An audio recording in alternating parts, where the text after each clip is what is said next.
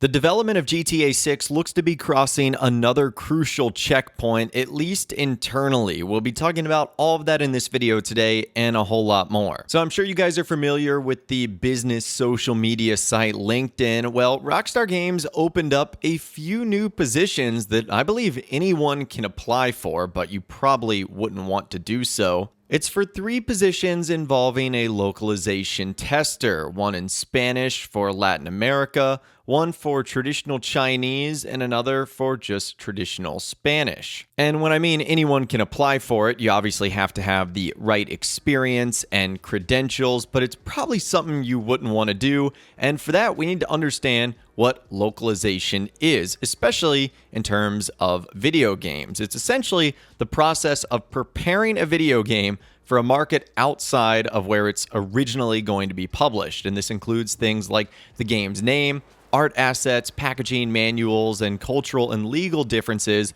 that are typically altered too. So essentially what this means is Rockstar Games is getting ready for Grand Theft Auto 6 to be released in other markets, since we know the game is going to be primarily for English-speaking countries, since that's what the game is recorded in, that's what the original voice acting work is done in, but not everyone in the world speaks English. That's not their primary language, and so because of that, Rockstar Games not only has to translate all the writing that they've done for other languages, but they also have to comply with other countries' rules and regulations. Some countries where non-English speaking is the primary language also might have different laws and rules and regulations when it comes to video games, and that's what these people at Rockstar Games are going to be responsible for. So honestly, this doesn't really sound like it's an all that rewarding job. And for us fans of the game, it sounds horrible. You have to sift through millions of lines of text and correct and translate them.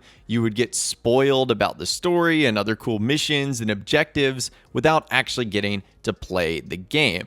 But what is good news here is this indicates that most of the writing is close to complete or almost all complete. Because why would you end up investing in translating for writing that needs to be edited? Because then you would have to go back and do the whole thing all over again. So I think it's pretty safe to assume that the writing is finished by now. But once again, this is just sort of another interesting checkpoint that really does indicate GTA 6 is getting closer and closer than ever to getting here. And yes, 2025 is still the closest date we know so far, but anytime you see stuff like this, it just indicates good news. But anyways, let's move on. As we've been talking about in some of my previous videos, we've been discussing what happened on the last Take-Two Interactive earnings call that happened on Thursday, February 8th. We heard from Strauss Zelnick. We heard from other executives at Take-Two Interactive, again, who are the parent company of Rockstar Games. And a name you guys are probably familiar with by now, Rockstar Games insider TezFunds2 chimed in on that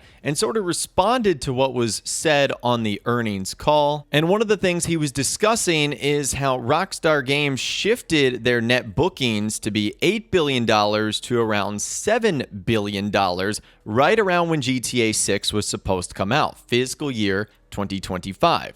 And so he said it's still a $1.9 to $2 billion increase given the current guidance, but less than before. And speculation-wise, this reminds me of the spring 2013 window that was planned for GTA 5 and how Take-Two was projecting a $2 per share for that fiscal year ending March 31st, 2023.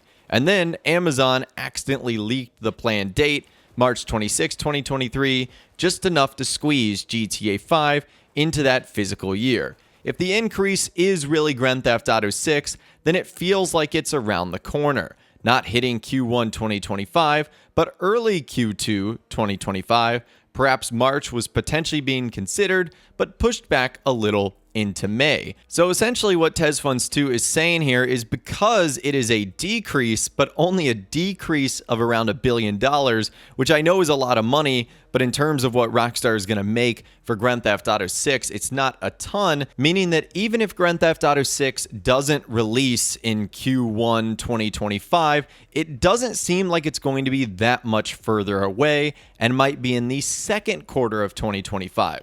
So instead of coming out in March, it might come out in May, which isn't that bad of a delay. And I had no idea about Amazon leaking the planned release date of GTA 5. That's kind of interesting. I know that Rockstar had a planned release date of spring 2013, and then it came out in September of 2013, about 6 months later. Hopefully that wouldn't be the case for GTA 6, because that is getting a little bit more significant. Like if it was set for March 2025 and then it doesn't come out until, let's say, September or October 2025, that is pretty significant.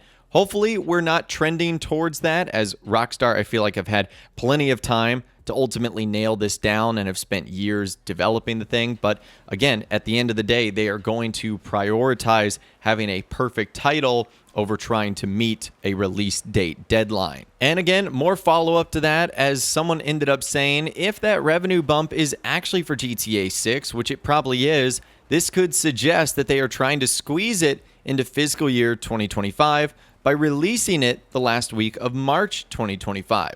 That way, they get 4 to 5 days worth of sales instead of 30 to 40 days if it were to say a February 2025 release, hence the lower than expected revenue projections. I still think it'll get delayed to mid-late 2025, but there's still a possibility of a Q1 2025 release. And TezFunds2 said, and if that was indeed GTA 6, then a February release wouldn't have made much sense if the delay was purely for technical reasons. You would expect that to be more of a marketing decision, or that the game is in almost perfect state to be released, but there are a few bugs to squish out. But that decision may not be made until we are closer to that window, when it's very clear to the management what the state of the game is. If the delay is purely technical to have enough time to make substantial progress, then a small period from January through February, while simultaneously ensuring no crunch occurs, doesn't meet the criteria of enough time. Hence, Rockstar delaying Grand Theft Auto 5 expanded and enhanced to March, not February,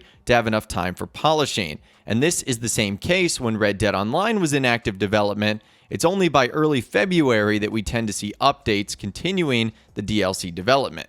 You wouldn't expect accelerated progress with developers just coming off of the holiday.